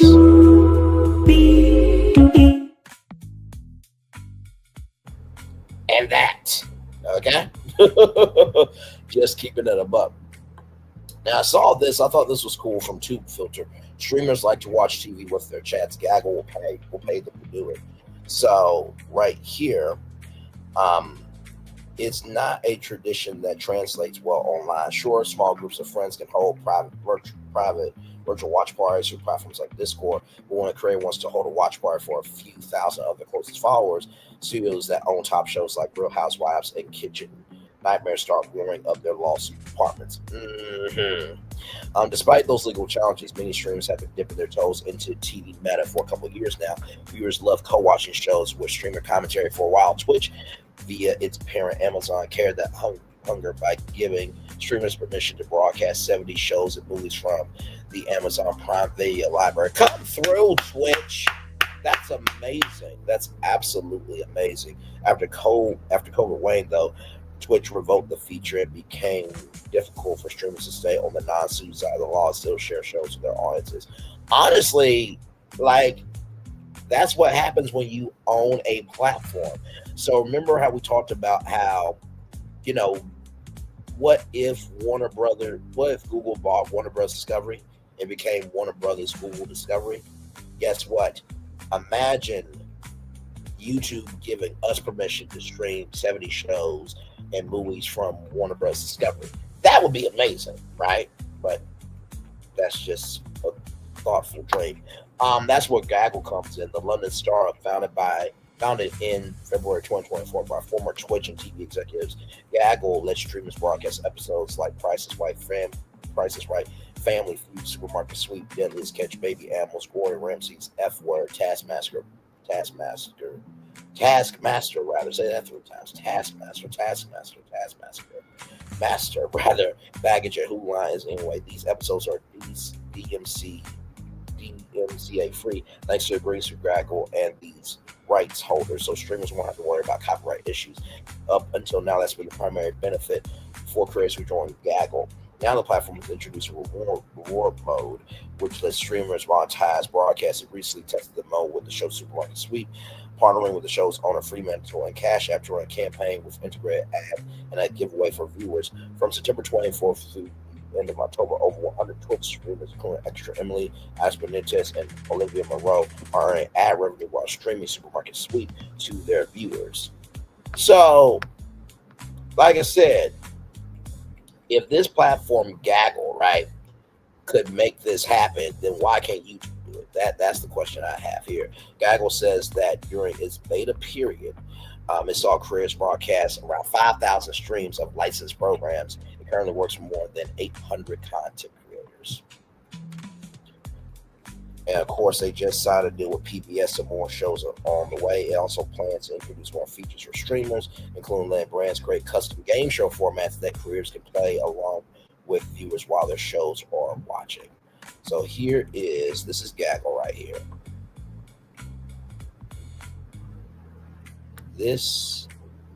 And look at this, platforms: Twitch, YouTube, TikTok, Instagram, and Roblox. This is why you need to be paying attention here. Right here, a new distribution channel for TV and movie content hosted by creators watching your content with their communities, fully interactive, both on new and library shows, creating a new TV watching experience, fully licensed, brand safe, so new audiences, new marketing tools, and new revenue. Right here, Gaggle for creators watch TV shows with your community. So you have Price is Right, Family Feud, Taskmaster, It's Crowd, Ghost Hunters, new shows added regularly. TV becomes an interactive experience for you and your community, new engagement, monetization opportunities, easy brand integration into broadcast software so you can prioritize being the host. And then, of course, right here, reach 80 to 40-year-olds alongside career hosted TV. You can win a pair of Vans Customs. This is amazing. And look at all these brands: L'Oreal, Doritos, HP, Pringles, Uber Eats, Kellogg's, Netflix, Pepsi Cola, Coca-Cola, St. Laurent, Lego, Volkswagen, Disney, Nike, Hellman's, Burberry, Porsche, Lexus. Like, come on now. This is amazing. Y'all have jobs?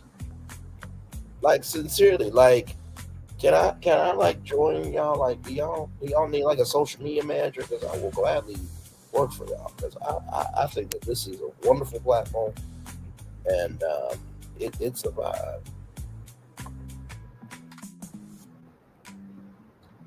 So it looks like I have to look into that more. But I like that though. That is really, really cool. I might have to look into this, because I would love to diversify, myself. We already cover pop culture, but imagine being able to watch The Price is Right and Family Feud and other shows right here on YouTube and not get DCMA copyright. That would be amazing. Now, that's not the only thing that's happening. Creators are the new unscripted TV, and now they're getting access to some famous formats. What do you do if you're sitting on hundreds of unscripted formats that are waiting for revival? If you're Bungie, you team up with YouTube to ride the wave of creator game shows. At the MopCon conference in Cannes, France, Bungie announced the establishment of the Entertainment Creators Lab that will pair French YouTube stars with dormant intellectual property. The multinational media company will reach across its vast portfolio, which includes more than 130 production studios across 23 territories, to select formats that are ready to be turned into digital native spinoffs. right here, familiar TV favorites owned by Bungie include Master Chef, Big Brother, Deal or No Deal, and Survivor. The Paris-based company is kicking off its Entertainment Creators Lab in its home country by reimagining shows like Minute to Win It and local favorites like Premier Champagne. The chosen creators will each receive $50,000 in euros, which let's see how much that would be in US dollars here. So basically in US dollars, that would be 58,000. Come on, work with me now. I guess we're there. $58,302.24 to kickstart the development of their pilots. For us, it's an opportunity to test, launch, and maybe scale up in the future some of our dormant IP because we have a huge dormant catalog of formats, or maybe to launch a new show. Bungie CEO Marco Bassi told Variety at MepCon.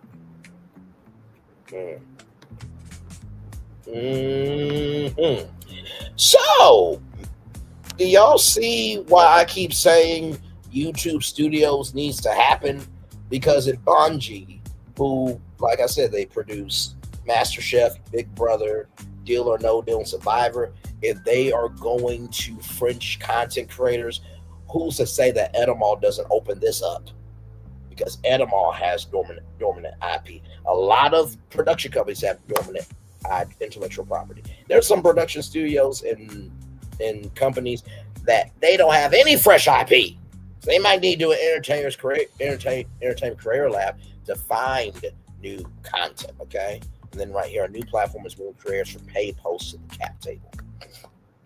So right here, OWN plans to revolutionize relationships between creators and brands by offering equity partnerships to the former of those groups. OWN functions as a matchmaker by connecting business-minded creators to entrepreneurs who are willing to exchange pieces of their companies for promotional advantages.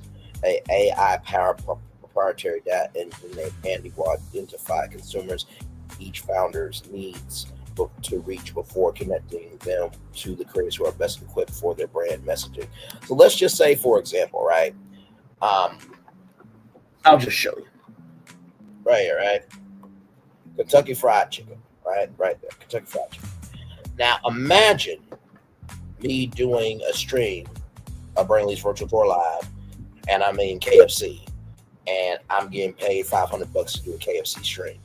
Now, imagine if I did 1, 2, 3, 4, 5, right? So I did 5 streams, 5 Fridays in October, 500 times 5. That's $2,500 rather, from KFC. I'll be cool with that. I really would be cool with that. And I thought that was just such a cool thing. So right here, the on-ramp to entrepreneurship for creators is investing their influence in something they believe in, either as an advisor, ambassador, or co-founder.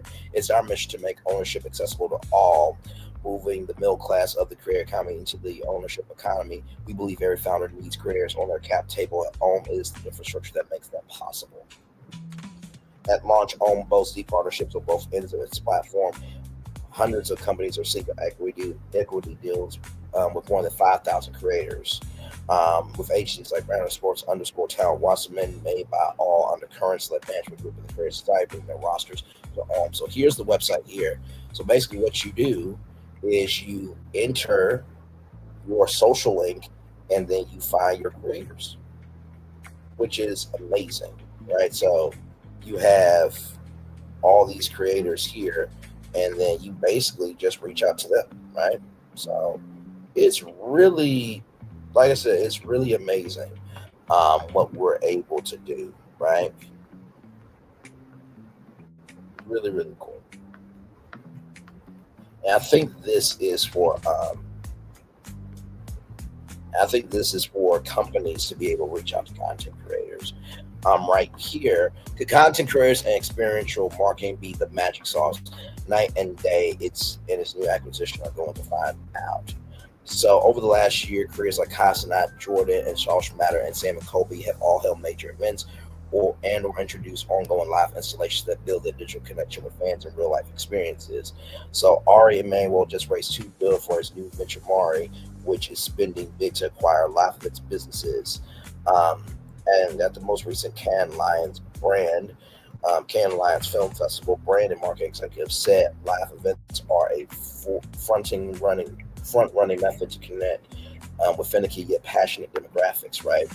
So imagine, if you will, right here, look at this. It's by Experimental Supply Co., the experimental and immersive marketing company that was responsible for swarming San Francisco with horseback riding apes ahead of Kingdom of the Planet of the Apes, implanted a 60-foot Tyrannosaurus in front of New York City's Rockefeller to promote Jurassic World Rebirth, right? So right here, marketing leaders tell us that in today's media landscape, it's important that those experimental investments also translate to digital success and drive earned media virality online. That's why we are so excited to welcome Jason and team tonight. So imagine, if you will, for example, they had the Live Free Eat Sonic Con, where your favorite TV shows, your favorite podcasters, your favorite entrepreneurs came to the Live Free Eat Sonic Con, and during panels and interviews, they're eating Sonic food in front of you, right? So it would be a con to celebrate everything entertainment in partnership with Sonic, right? And then right here, look at this. Mr. Beast, who, by the way, all these stories that we talked about is from Tube Filter, a great site for the creator economy. Anything dealing with the creator economy, and Tube Filter is a great website for creator economy news. That's what I meant to say. Mr. Beast, who, when reach replaces views, Saturday night becomes the top United States YouTube channel. Chris Foley, God rest in peace. There's a man in a van down by the river. According to research shared by Digital Eye, the official Saturday Night Hub had the highest reach among all U.S.-based YouTube channels during the first half of 2025 via YouTube. NBC's venerable sketch comedy program connected with 38.6 million viewers across that 6-month period. Yeah. iReach digital rankings dominated by media companies, news networks, ABC News, NBC News claim 6 spots in the top 10, with the 4 other positions going to entertainment destinations, SNL, YouTube Movies, Netflix, and the NFL. So isn't that interesting that Saturday Night Live, which is from Legacy Media, right, is now the number 1 YouTube channel on YouTube in the US. I'm right here for the top 10. Perhaps a surprise given YouTube's reputation, but the top 10 is most traditional media outlets. ABC News, 33.3 million subscribers, or reach rather. 33.3 million people reached through ABC News. NBC News at 30.7 million. IG at 30 million. CNN 29.7 million, ESPN 29 million, and Forbes at 28.4 million. The top 10 is rounded out by YouTube News at number 2, Netflix at number 9 with 27.8 million, and the NFL at 10 with 27.7 million people reached on YouTube.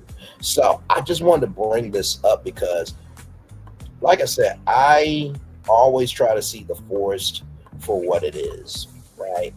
And I sincerely believe, and here it is here. Here's the report here. So number 10, NFL. Number 9, Netflix. Number 8, Forbes Breaking News. Number 7, ESPN. Number 6, CNN. Number 5, IGN. Number 4, NBC News. Number 3, ABC News. Number 2, YouTube Movies. And number 1 is Saturday Night Live. So the top YouTube channel by reach in the United States in 2025 is Saturday Night Live. But the number 1 YouTube channel that has the biggest reach is ABC News, which is absolutely huge. So I say all of this to say to y'all that, listen, YouTube is the future of entertainment. It's not going away. It's only growing. And if you're not recognizing that by now, I don't know what to tell you. YouTube, I need you to get on the ball with YouTube Studios on the double, because if Saturday Night Live could be the number 1 YouTube channel in the United States, that should tell you guys own the creator economy. So, with that being said, everybody, let's get the Daily Motivator up here and then head on out. Wasn't going to be here a long time, but I was going to be here long enough to give you guys that. So here it is, the Daily Motivator. Yes, indeed. All right, the greatest part of our happiness depends on dispositions, not our circumstances. Maritza Washington, absolutely. It's time for the Daily Motivator for Friday, October 17th, 2025. Experience it now. Let's see here. There it is. The greatest part of our happiness depends on our dispositions, not our circumstances. Maritza Washington. It's time for the Daily Motivator. Very wise words by Maritza there. It's definitely by how we think, not by what's around us. Although what's around us can dictate our movement sometimes as well, Maritza. Yes, indeed. It's time for the Daily Motivator for Friday, October 17th, 2025. Experience of now. Let the moment reach all the way to your core. Always carry with you the rich experience of now. Soak up the warm energy from sunlight at the same time you're invigorated by a chilly breeze. Surrounded by darkness, gaze in awe at the brilliance of the night sky. Celebrate the uniqueness of every instant. Abide with the enduring truth that makes them all possible. Notice the details as they dance around you. Experiment with the possibilities as they continue to arrive. Enjoy being surprised by what's new. Treasure the statements of all that continues to persist. Now is filled with everything that is. Live it with all you have. Rob Morrison. You know what's really interesting? As y'all know, we have been reviewing On Brand with Jimmy Fallon. The last episode was with Captain Morgan. So Camilla Hemming, who is the senior brand manager for Morgan, do you know what I did after I got done reviewing the episode? I emailed her. Your man got a response back. Okay. And I said, listen, thank you so much. It was nice to see one of our own on national TV in the branding, advertising, marketing, promotion, and advertising, promotion, marketing, branding, and digital space. And I said, I would love to, meet with you sometime. Now, she gave me a response, right? And I emailed her back with my response, right? But the point of it was, I took an inch of a national television show, found a way to reach out and make my own destiny. So the first thing I would say to you all is let the moment reach all the way to your core. Anything is possible. Knowledge plus discipline equals a pathway, right? A lot of people think you have to know somebody. That's somewhat true.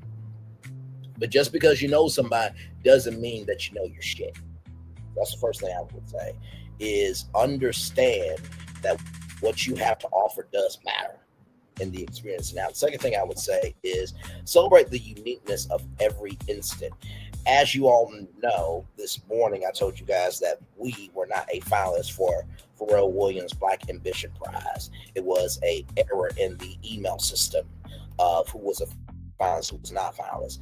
And even though I was upset, even though I was disappointed, even though I know I should be a finalist, I took that sneak peek and used it as motivation.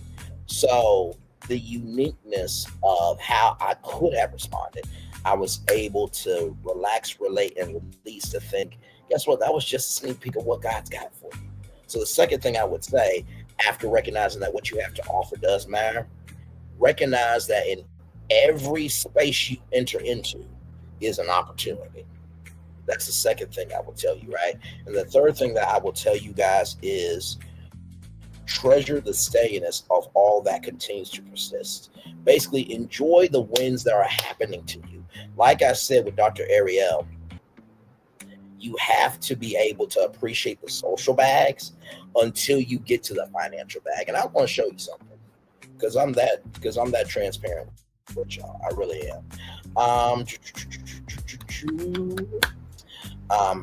And like I said, I'm always about making sure that we can all win, right? So these are real jobs I'm about to show y'all right now, right from this space right here and right now. Let's see. Come on, damn it.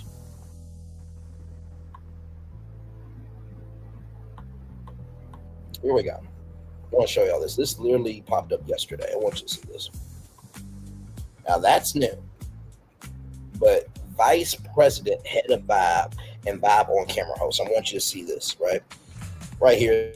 It says, serve as lead on camera talent for all editorial and branded content across Vibe's channels, host and produce interviews with artists, creators, and cultural figures, lead coverage from live events, red carpets, festivals, and Vibe sponsor activations, collaborate closely with editorial, social, and video teams to conceptualize and execute content strategies, represent Vibe in press opportunities, panels, and brand partnerships, engage artists across Instagram, TikTok, YouTube, and emerging platforms for platform-specific content, maintain an authentic and culturally aware voice aligned with Vibe's brand values, stay on top of music, pop culture, social media trends to inform content and interviews.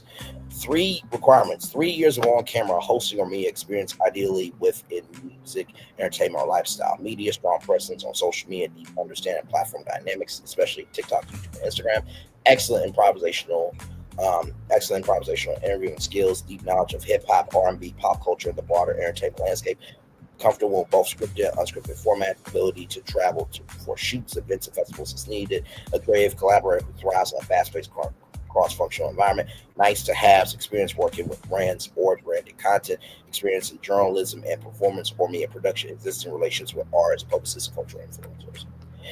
Even though they value in-person collaboration and team cohesion, employees work on site 4 days a week and 1 day remotely, right? And I want you to see this part right here. Where is it?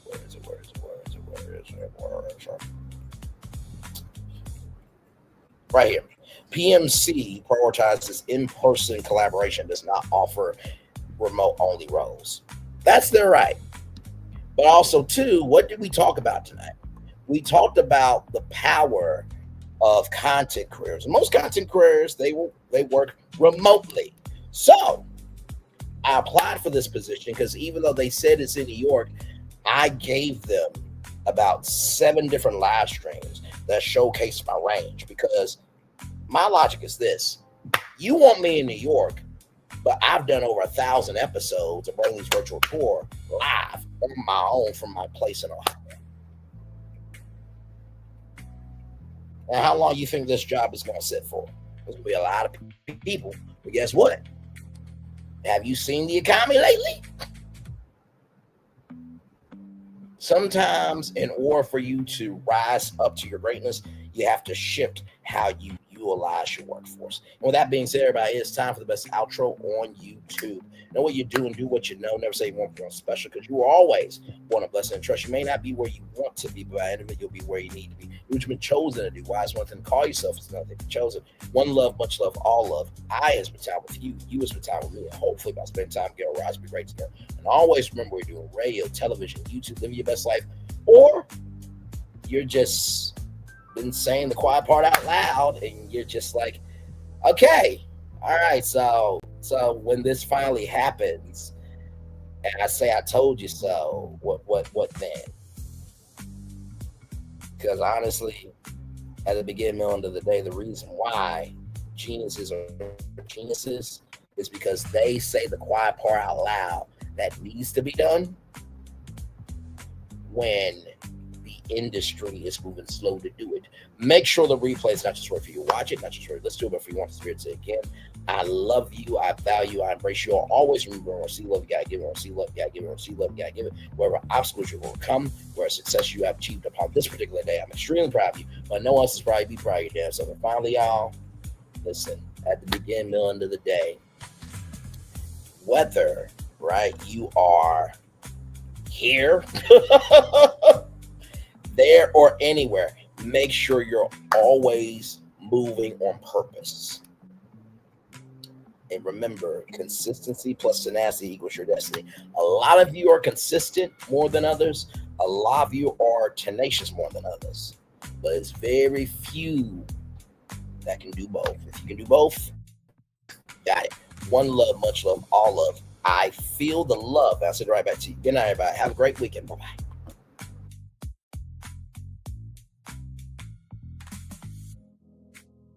I thought I should tell you, they've been talking about you.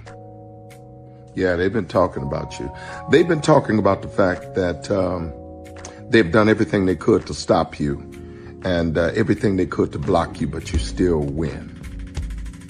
They've been talking about the fact that they have undermined your success and they have tried to sabotage your seasons, but you keep winning. They've been talking about the fact that even though they don't like each other, they get together to try to kill you, but you keep winning. They've been talking about the fact that you were voted least likely to succeed, but like cream, you keep rising to the top. They've been talking about how they tried to burn your world down, but like the phoenix, you rose from the ashes. They've been talking about you. And you know what they say? Oh, she's just lucky. He's just lucky. But no, you ain't lucky. You're anointed. You got something on you. You got favor on you. You got power on you. You were born to win. Now they can call it luck, but it's grace. They can call it luck, but it's favor. But whatever they call it, it doesn't matter, because you know what God calls you? Do you know what God calls you? A winner. Because here's the thing, a good streamer can find other content. Because here's the thing, a good streamer can find other content. Because here's the thing, a good streamer can find other content. Child, Braylon been over there doing his thing, minding his GD business, staying out of trouble, trying to get the folks some positive stuff to talk about, besides lying all the damn time. Child, Braylon been over there doing his thing, minding his GD business, staying out of trouble, trying to get the folks some positive stuff to talk about, besides lying all the damn time. Child, Braylon been over there doing his thing, minding his GD business, staying out of trouble, trying to get the folks some positive stuff to talk about, besides lying all the damn time.